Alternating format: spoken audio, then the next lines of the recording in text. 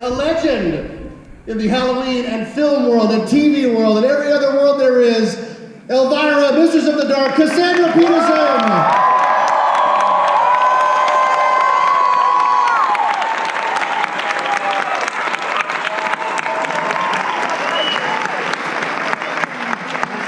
Have a seat. There you go, yes. Oh, hello. It's Cassandra Peterson, everybody!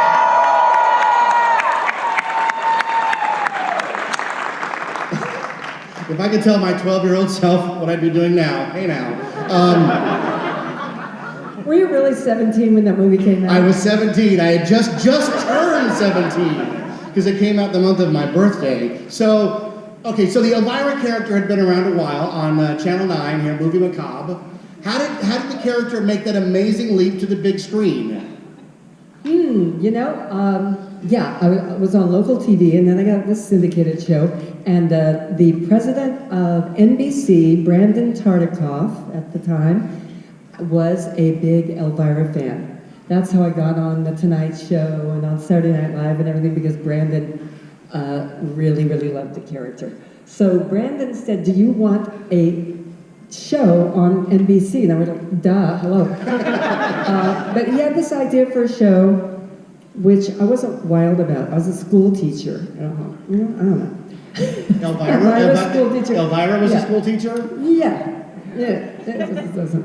Okay. Would anybody miss class? Well, perfect attendance again. But I had this thing at the time that I did not want to do television before I did a feature film. Because in those days, honest to God, if you became a TV actor, you would never, never, never make the transition to film. If you were in the films, you could do as many TV shows as you want. But if you started out as a TV actor, you were never going to make a film star you. I mean, do you remember it now? It doesn't matter. Oh, yeah, no. Everybody goes back and forth. A lot of big TV actors, Don Johnson, Tom Selleck, people that were huge on TV. They made movies nobody went to see. Yeah, you just couldn't do it. They didn't translate. I don't know. It was really weird. So I said to Brandon, I would love to have a TV show on NBC, but first I want to do a movie. And he said, if you really want to do a movie, we'll finance a movie, which is amazing because NBC was not in the movie-making business. So they decided they would finance the movie. And we wrote it, myself and John Paragon and Sam Egan, and next thing we know, we had a movie. I think we never ended up at TV. I think we have a clip here of John Paragon. Oh, really? Let's roll that first clip and see who it is. We have roulette interviews here. We'll play the first one. You guys know who John The joy of doing that screenplay was that the three of us came to it as a real creative collaboration and crafted both the story and the screenplay over a period of a few months back in those days, I believe, 87. And so other than the character was fully realized before we got there, but the story and that came to be Elvira, Mistress of the Dark, really began as a full collaboration, which was always the fun of it. Cassandra did have an idea of where she wanted to go, and it was kind of the kind of iconic girl with a dream. I mean, she was, Dorothy in The Wizard of Oz with cleavage. She was that kind of sparkly, naive character in that ridiculous outfit and bouffant hair that wanted to go to Vegas, and so as simple as that was the quest. Elvira, that's fantastic. Las Vegas. Las Vegas. Las Vegas. All right, we'll hold right there. Yeah, the best part about that is plus Shecky Green. There's about 10 of us in a Shecky Green. He's still alive. Is he really? Yeah, I think he's in his late 90s. Yeah, he's really old. Wow. We specifically want Shecky Green because I always felt like my humor was very Shecky Green. It really is. So lowbrow. So Sam Egan, the guy that we just watched, I looked him up, and what's great about IMDb and the internet now is you can see all those people that shaped your childhood and the movies and stuff, which they never got their due. Like Sam Egan, his credits are huge. huge. He's done so many fantastic things. The whole Twilight Zone series. I don't know. Do you remember what else? Oh yeah, no. He did The Fall Guy. That's how I met him. I was on The Fall Guy, which you guys probably weren't even born then. But, Anybody remember The Fall Guy? yeah, I was on The Fall Guy, or was he on me? I can't remember. Anyway, I was on that show actually a couple of times with John Carradine and all the Carradine brothers, so that was a trip. And anyway, that's how I met Sam. I just loved him, and I thought he had written a great part for me and really kind of captured the way I spoke and everything. And so when the film came up, the fact that he had worked for Brandon Tartikoff and NBC, we threw his name out there, they loved it, and so he wrote along with John Paragon and myself. And John and I had been writing together since like the Groundlings in the 70s, but I think they put Sam with us to be a babysitter, because John and I couldn't control ourselves. We're all over the place doing insane things, and we really had to sit down and write. And Sam was a professional, seasoned professional. He knew where this story, it had things to do. John and I were coming up with wacky ideas. That was our thing, So Sam put them in order and scooped them all together. So thank God he was there. We'd still be writing it. But it was one of the most fun experiences I ever had writing with them and eating sandwiches all day. That's all we did. Sam also wrote for a show I loved called Manimal. Oh, man. Anybody remember Manimal? He was a crime fighter that could turn into a cougar. What? And there would be one That's scene. me. Yes, he would. And he also wrote for a show called Automan, which was a fake Tron series. So I love that. But he also mentioned John Paragon. And where would everybody know John Paragon from? You guys know who John Paragon is, besides the writer of the movie also? Yeah, he was the breather on my TV show. If you ever saw my original show, he was the greasy, slimy guy inside the phone booth that would call me up and breathe into the phone and tell bad jokes. So now you can see why Sam was brought on to keep us in line.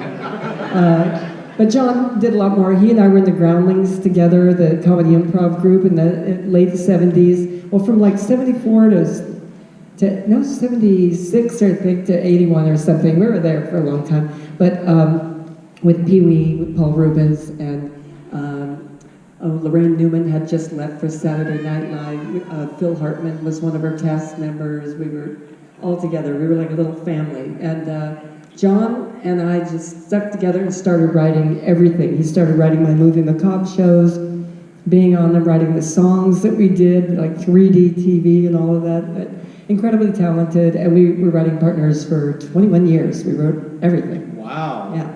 He was also a Jambi on Pee Wee's Playhouse. He was John B. the Genie on Pee Wee's Playhouse, and he directed all the Pee Wee Playhouses too. So oh, nice. Very talented. I think we have a clip of John here because he's also in the film. It couldn't have been more of a That's Sam again. Sam, okay, collaboration. I have to say that Cassandra was our captain at all times because this is her character from the get-go. And but in terms of being open to creative input from John and myself, she was incredibly open. And what you see on the screen is the labor of all three of our loves. You make me Let's let it play through. I think John's the next one. We know that there's going to be the evil uncle. We originally wrote the part for Vincent Price, and Vincent thought it was just a little too bawdy for his taste at the time. Although he had been on her local TV show a couple of times. We were the local town folk kid, and so we were like the C storyline, D storyline. There wasn't a lot. Yeah. This is actually kind of a funny story. So I remember going to the casting. The character was very all-American, just kind of straightforward kid, and I guess I was pretty cute when I was younger. But in the casting, there was this beautiful young man. And I'm thinking, in my head, I was thinking, well, if they want to go pretty, that's what they're going to go with. If they want to go with an actor, they'll go with me. Okay, let's hold it there. Who was that pretty young man who auditioned for your movie? Oh, and I just found the casting call records too that we checked off everybody's names as they came through when we were casting. That beautiful young man was Brad Pitt. Yeah. And I didn't hire him because I really know how to pick him. And Brad, later I got to know Brad because he bought my house that I had up in the Hollywood Hills. And I told Brad, you owe me big time, brother, because if I would have cast you, you would have been a nobody right now. So you owe me for your entire career. But he was so damn good looking, and I found those notes, and next to every actor I'd write, something like, has a good look, but maybe too old for the part, or this and that. Because we were casting teenagers, but they had to be over 18, so really they were mostly in their 20s. So I'd write little notes about what I thought about each one, and by Brad's name, all I put was young. But we had a specific reason why we didn't hire Brad. I did. I said, if that kid would be on this set in this movie, there is no way Elvira would keep her hands off of him. And he's playing, a teenager, he's under 18, and it would just not go well. So I go, he's just too damn cute. What can you do? Anyway, that was it for Brad. Whatever happened to his career? I don't know. I haven't heard or seen I him know. since. He should have done my movie. He would have been somebody. I think he's at the carnival. So let's roll another clip here. I was Elvira's stand-in and photo double on the film. And I'd never done anything like that before, and I said, sure, why not? So I went to the audition, and there were probably, I want to say maybe about a dozen women there. It wasn't a whole lot of people, but we were all in, black, low-cut, tops and lots of cleavage, and we all looked the same, exactly the same. I was a good double for her. We were the same height, same body type, same cleavage, of course. Our hands were the same.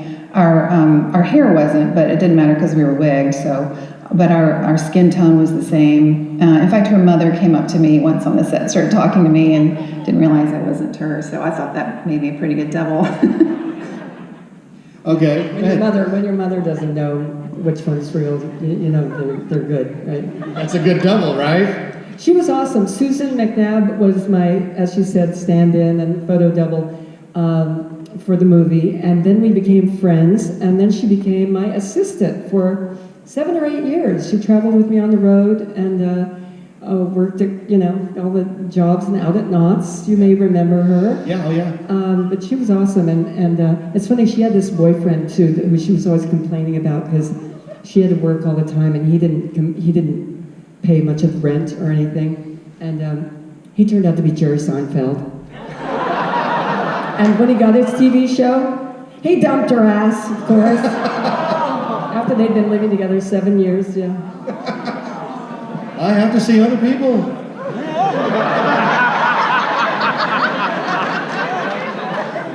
I don't know if you're Elvira or somebody else.